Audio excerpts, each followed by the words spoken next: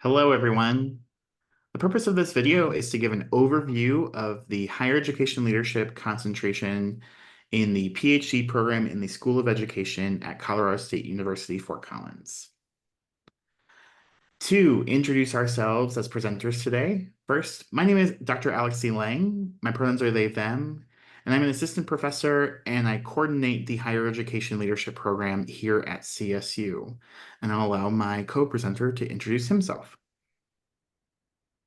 Hello to everyone watching at any point in time. My name is Nick Fahnders, he, him pronouns, and I have the honor of currently serving as a graduate research assistant through the HEL program. I also started the HEL program in 2021, so I am a part of that cohort and happy to speak to all of the student experiences, past, present, and future, that we aim to, support and address in this brief recording.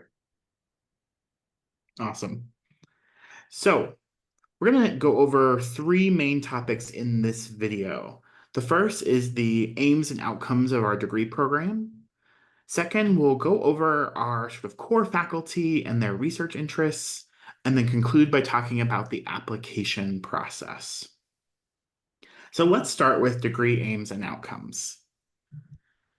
The HEL program is really about helping to cultivate a set of practitioner scholars and scholar practitioners who want to make change in higher education institutions and in higher education more broadly.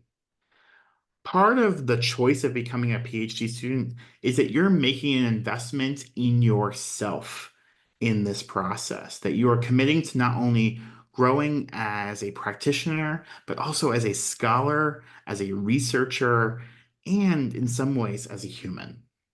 So let's explore what that means for you. Overall, our degree really aims to help you in 3 to 4 main areas. First is to begin to take on senior administrative and/or academic roles in education-oriented sectors and areas. This can include anything from enrollment management to admissions to DEIJ work to student affairs to academic affairs, and we'll talk more about that in a couple of slides. We also want you to deepen your understandings of structures and systems, equity and justice, and transformational leadership. We really believe that higher education has really strong potential to change the lives of individuals and of societies, but we also believe that there's a lot of work that must be done to fully realize that mission. We also embrace really hybrid modalities of learning and community in our program, and we'll talk more about what that looks like structurally in the next couple of slides. And we want you to make meaning of a degree with relevant specialization and cross-sector applications. We want you to think about this degree as a chance to not only learn about certain areas in your own interest of higher ed, but to truly become a scholar of the field through that process. Nick, would you add anything here? I would add one concept and two realities. So the one concept to couple some of these aims together and make meaning for folks that are tuning in. When you're making this investment, it is on your time and on your terms. And this program was designed for people that are doing the work and have experience to apply to scholarship. However, you could approach this program as a full-time PhD sort of oriented student as long as you're able to bring that application of the work you've done and will do to coursework. We're really carefully designing our methods and content, and we'll dive specifically into that shortly. And then in terms of realities, when you're making this is a significant investment. So if you're looking to advance, I can say from my cohort, out of the 6 people I've been with through this entire process, everybody's advanced at least once, if not completely changed their functional area or work. So this program really does a great job of giving you a toolkit to be nimble with advancing and or changing your functions and your applications of work in the educational spaces, whether that's in higher education, which is where a majority of us are working and continue to work, or as the world changes and evolves, being able to sort of navigate what intermediary organizations that are education forward look like. So there's a lot of possibility models that come from how this program is designed. And I would say personally, I've benefited from this community creating more spaces for me to think about more opportunities than just like, constantly going upward, if you will, in a higher education hierarchy. Great. Thanks for adding that, Nick. So, in terms of what our structure looks like as a program, we have sort of two modalities that we operate in as a program. First, we have our summer residency. This is an in-person component of the program. It's 1 week in the summer, typically in July, and you complete one entire course in this week's time. So we meet in class from 9 to 5 each day. There are some professional development activities, some socials. This is really, I think, the time where our community builds and values our time together to learn more about one another face to face. And then during the fall and spring semesters, courses are taken online in a synchronous fashion, typically on Monday or Tuesday evenings. You'll have both classes on one of those two evenings. And you do that for both the fall and spring semester. This cycle continues for about 3.5 years. So there's typically 3 to 4 summer residencies, and then 4 falls and 3 springs worth of coursework that folks work through in this process. In terms of the overview of the program, what does it look like? What are all the things that you need to complete? There are, this is a 90 credit degree program. You bring in 30 credits from your master's program to transfer in. And then you have 30 credits of sort of administrative and practice focused curriculum and a 30 credit set of research curriculum. And I tell students all the time that the coursework is really preparing you for what the PhD actually is, which is your preliminary exams and your dissertation. Your preliminary exams are a set of 3 essays that you write and then defend orally with your committee. And then once you pass preliminary exams, you move on to your dissertation proposal and final dissertation. Those are the main requirements for completing the degree in the HEL program. As we talked about previously in this presentation, there are both a set of methods curriculum and content curriculum because we want to make sure that you have this is a research degree. You need to be able to answer research questions. And so we've balanced our curriculum with sort of one research methods course and one content course each semester to help you sort of balance the parts of your brain that are needed for both of those experiences. We don't want you to have 2 methods courses in one semester that feels overwhelming, or 2 content courses that might feel diverging in some way. In terms of our methods courses, we're really setting people up in our program to do the research they want to do. We want you to be able to answer your research question and not have to rely on one method or the other to answer your questions. So you take a Foundations of Education research course, an Analyzing Education research course. You take both a sequence of quantitative and qualitative research courses. We are one of the rare programs in the country that we sort of require students to take a mixed methods course as well. And then we also have a course to help you get ready for your preliminary exams and get you through that milestone. On Would the other jump in real side, quick. Oh, yeah, go ahead. I would jump in and say that what I've seen having completed all those methods courses, it's smart and benefits you to come in with sort of a idea of a method you might be having for your dissertation approach. And it's okay to modify and change what your methodology looks like in your dissertation because of how these courses are facilitated. So you're probably watching this, I hypothesize, because you're really ambitious and really talented and you have some sort of idea. And we really believe in humanizing the doctoral experience in this program.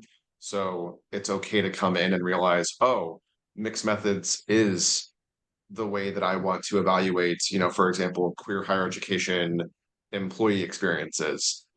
Even if I came in thinking it would be a really qualitative backgrounds, um, and I think one of the things to normalize in this program is quantitative and or numerical research can feel intimidating, everybody that's experienced the quantitative part of the methods has said, wow, like I'm no longer intimidated by numbers or I'm less intimidated by numbers. And I feel like I can see how quantitative research applies. And if that's not the track I take, I can talk with fellow scholars about quantitative research methods and really feel like I'm informed and contributing to what research looks like in higher ed. Yeah, thanks for adding that, Nick. And I would say that folks can have ideas of what methods they might want to use or topics they might want to explore. You might also not yet, and that's perfectly okay. Mm. The key is that we have you go through coursework in some ways to help refine your ideas, to look at your topic from various angles. And so you might have a lot of ideas, and the coursework might help you whittle those down too.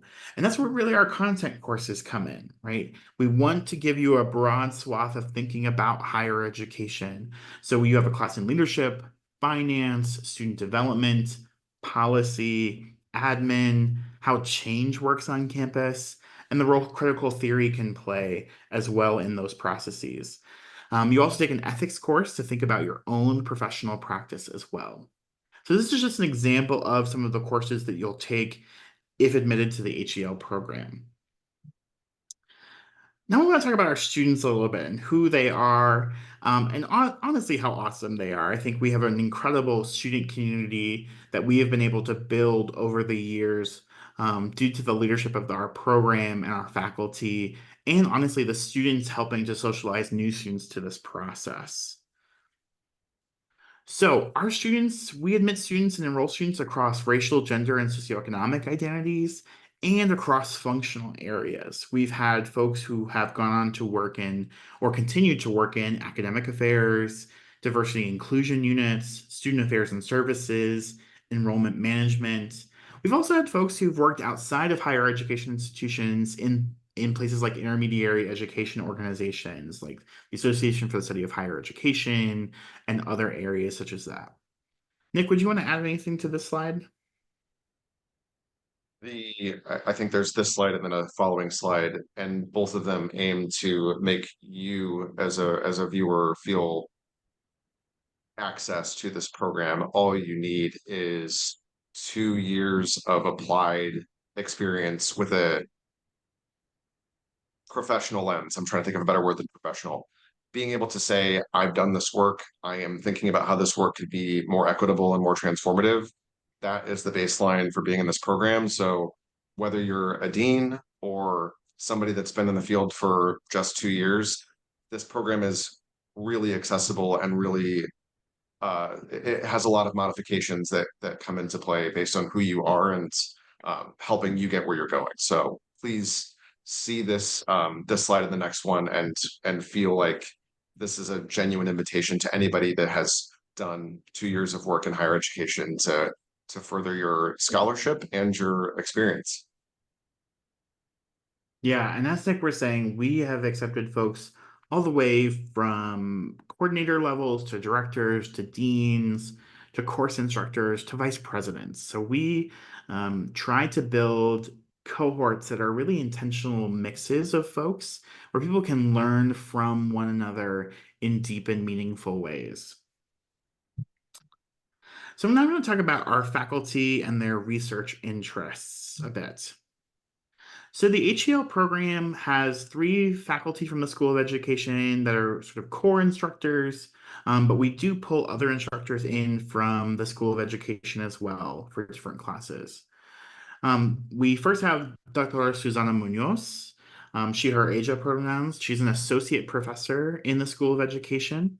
Dr. Munoz has studied undocumented Latina and Latino college students and is doing some really cool work thinking about Hispanic serving institutions right now. Dr. Carrie Dockendorf, whose pronouns are they, them, assistant professor in the School of Education, really looks at the experiences and how we measure gender and sexuality quantitatively. Dr. Dockendorf has really been able to infuse critical and post-structural theory into quantitative thinking and also studies trans college students and their experiences. And then there's myself, Dr. Alexi Lange. Um, I often take a lens of studying student learning and development and look at the experiences of LGBTQ students broadly in higher education. Additionally, we have faculty in our program who are full-time administrators at CSU who both advise and teach in the program and really bring their incredibly scholarly and administrative thinking into our classrooms with our students. So first is Dr. Carmen Rivera, she, her, ella pronouns. Carmen looks at the experiences of queer Chicana higher education administrators and the use of testimonial in qualitative research. And Dr. Ryan Barone, he, him pronouns, both of the folks are assistant vice presidents in the Division of Student Affairs here at CSU. But Ryan thinks a lot about equity with an emphasis on two-year colleges and violence prevention on college campuses as well.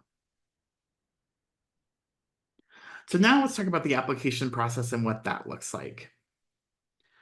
So in terms of requirements for our program, we require that you have a master's degree from originally accredited post-secondary institution or a CSU recognized international institution. We also require that folks have 2 years of full-time professional work experience related to higher education by the start of the program. If you have questions about that particular requirement, I encourage you to reach out to our CSU Online admissions officer or myself to sort of ask about what that kind of looks like. We understand that folks have very different paths in higher education. And there's the spirit, as Nick was getting at about this requirement, is that we want folks to have done the work to come with some different questions than they might have if they're just starting this experience. We also require a 3.0 GPA from your master's level coursework as well. We do not, however, require the GRE for admission to our program. In terms of what our timeline and process looks like, applications, all of your materials are due by December 1st each year. Because immediately right after the application deadline passes, the admissions committee begins their review of the applications, and that's including as we're wrapping up finals week in the academic year, and going into winter break. We review applications during that time. We then come back from winter break for the spring semester and begin to invite finalists for faculty interviews and the second round of our process. In February, the second round of the process really happens during that time, which includes a faculty interview, a writing sample, and an interview with sort of a current student or what we call your HEL buddy. And then we typically notify folks by the first or second week of March about admission if you've moved to the second round of the process. In terms of the required materials for that December 1st deadline, there are 4 sorts of materials you need to submit. First is a statement of purpose. There is particular prompts listed in our application materials that we ask that you attend to. I think my advice for students always ask me, like, what would you want to see in the statement of purpose? What's really important? One is to answer all those questions, but really make clear what this degree gives you that you wouldn't be able to access otherwise, like career opportunities, professional development, other pieces, right? We want to know why getting this degree matters to you because it's a huge undertaking. And so we want to know that you're in it to win it, right? Second is a resume or CV. Third is unofficial transcripts for all the institutions you have attended. This is a change recently in CSU, the graduate school for CSU. If you were admitted, you then would have to submit official transcripts. So for now, it's often easier to access unofficial transcripts, so you can upload those as a part of your materials. And then we ask for 3 letters of recommendation, and we typically ask that at least one of those letters in some way, shape, or form comes from someone who is either a past faculty member or someone you've worked with on academic matters who can speak to your capacity to complete doctoral coursework, research, and writing. But that does not need to be all 3 letters, but that is typically our recommendation for at least one of the 3 letters in that way. And then as I discussed on the previous slide, those who are finalists in the process who move on to the second round, we ask that you'll submit a writing sample. This can be past work or new work. We ask that you'll meet with a buddy or designated HEL student during the second round time, and we'll get you connected with those folks, and that you do an interview with at least 1 to 2 faculty members in this process.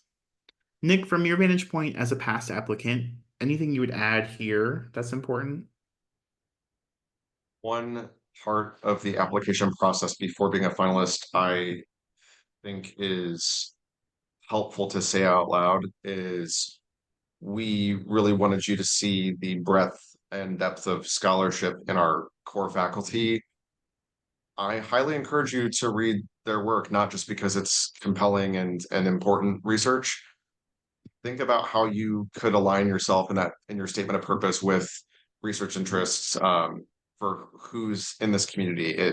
It has helped me immensely bringing that lens before I was admitted, and then as a finalist, look at all three of these things and treat them as equally required with equal priority. Submitting a writing sample is equally as important as meeting with a designated HEL students as well as connecting with faculty. So in each of these spaces, don't feel nervous and know that we have high standards and we have wide accessibility and who joins this community. So when you're doing the writing sample, I'll tell you this quick story.